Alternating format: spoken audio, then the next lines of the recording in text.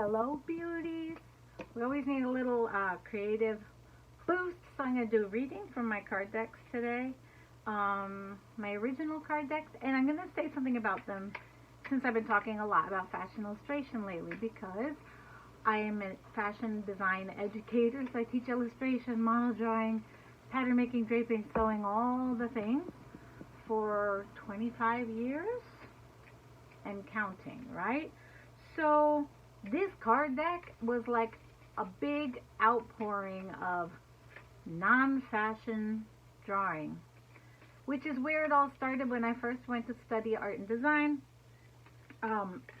We had models, nude models, 6-hour-long classes, just sitting and drawing all day. And creating these decks of cards brought me back to that love, where I realized fashion is amazing, but humans are amazing. And the one thing I never liked about the fashion schools, like how on earth are they still teaching us, perpetuating to draw bodies that don't really exist? And what is it really saying to us? Like, I'm just very passionate about that, because it's not a small detail. It's a big deal. It's a big deal. I've been in this, a certain fashion illustration group on Facebook. It's like got a lot of beautiful people in it, amazing artists, and people sharing all kinds of wonderful history about fashion illustration, fashion designers, fashion history. Awesome, awesome, awesome. But you know what, guys? Especially because of this work I do here, at some point I had to, I'm going to shuffle one other deck too so we can pull from 2 decks. I had to leave the group because I was like, day after day, faced with this perpetual, every beautiful drawing from every beautiful artist was still distorting the body. Distorting, like severely distorting the female body. And I have beautiful artist friends in fashion with beautiful books and beautiful, but distorting the body, we don't have time to wait for change. Some people don't want the change. If you want the change, then we gotta like be in the change. I mean, all I know is that seeing that tradition of fashion illustration over the decades definitely helps remind me why I do what I do and why I want what I want for myself and my students. And I'm not saying that you have to do plus size or that you have to do petite. People are beautiful. I see beautiful, fashionable, amazing women everywhere, every day. I'll shuffle the 3rd deck and then we'll pull the cards. Why? If you're a good artist, okay, if you're doing abstract art, do whatever you want with your body, I guess, but I still wonder what it means, right? But if you're a good artist, it's not necessary. You don't need to distort anything to create the beauty, right? It just doesn't make sense. If you're not even in the fashion thing, you're probably like, what is she talking about? But in the fashion schools, it's crazy. It's crazy, you know, the way they perpetuate this style of drawing. Because the fact is, if you design something on that kind of body, you still have to translate it for a human if you're going to make the clothing. But even if you're not going to make the clothing and it's only the art, why not art about a human that doesn't have legs like 20 miles long and, you know, their hips are as wide as their knee? I don't know. Okay, so I'm going to pull some. I had to rant, I guess. Let's pull from the Goddess Seeds deck. Oh, we got her just the other day. I feel her different. I don't know if you were with me the other day. That replay would be on YouTube. Here I'm feeling some sense of a radiance. There's like this darkness around her, but she's like vibrating and luminous. That color, she's like plugged in. And the yellow is radiating from within her. There is text in the Goddess Seeds deck, there's text on the back of every one. But right now I just want you to, and she looks kind of quiet. To me, her head is down. So just think about going within. I know you know this stuff, but it's so good to remember. Going within, take some deep breaths.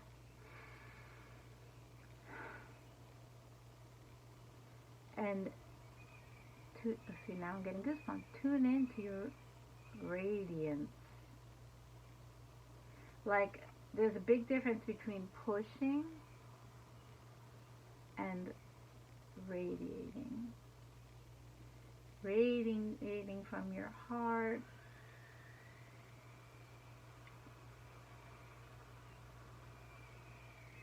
Tuning into love to radiate, whereas pushing can feel more like it's coming from fear, like you need to make something happen. So this is really just, to me, this is just like a reset card. Reset back into your radiance. Okay, I'm just going to pull another from the same deck. This is radiant too in a completely different way. These are cooler colors. She's more grounded. And I feel like she's creating through groundedness. Blue and green, that's heart chakra and throat chakra, which is expression and communication. Heart is love. And yet she's seated on the ground.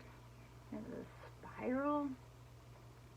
Spiral starts at a center and grows. And here we have radiance again. So this is about a grounded kind of radiance. So now I'm feeling these two cards as different as they look. They're both speaking of taking a quiet moment and then to radiate outward. To make sure you're radiating outward from your source. Because sometimes as we go out, we start to, it's like you're tossing about on the top of the ocean. Just kind of tossing about.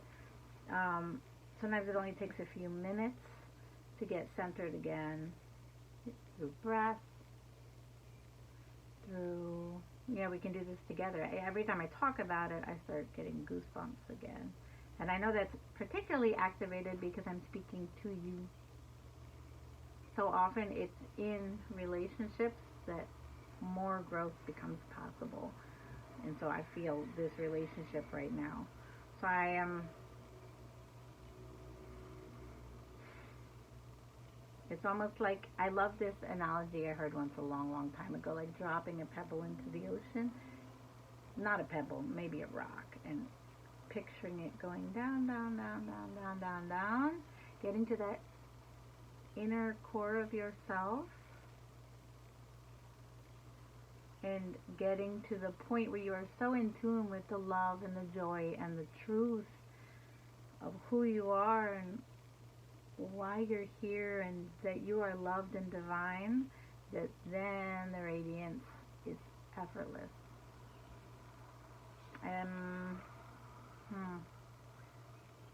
I guess, I shuffled all three decks, but I think I'm gonna stick with the Goddess Seeds. And I'm gonna pull one last card. I told myself I'd make this 10 minutes. Let's see if I get a jumper. That's my favorite way to pull the cards. What do we need to hear today during this Mercury retrograde, during this virus? Okay. Two came. I'm going to pick the one that's on top because it gave me a story. Because these two are radiant. And the third, to me, although she has her back to us, which gives her some self-protection, she's in her own space, but she is receptive in a queenly kind of seductive kind of way. I like that as a story because we're tapping deeply into radiance, and then it's like, bring it in. I'm ready, bring it in. And so if you take this reading as a meditation, this is after you tap into that radiance, maybe take this moment to focus on what it is, like inhaling and exhaling. Or another ocean reference, you know, the ebb and the flow, the wave coming in and going. You've radiated, you're radiant, and you're receptive. And she is very safe to be receptive, very queen in her receptivity, and very calm in her receptivity. So notice where perhaps you're doing or acting or pushing or giving and forgetting, you may be forgetting to let it in, take it in, receive. And then to take a step farther in this meditation, you can also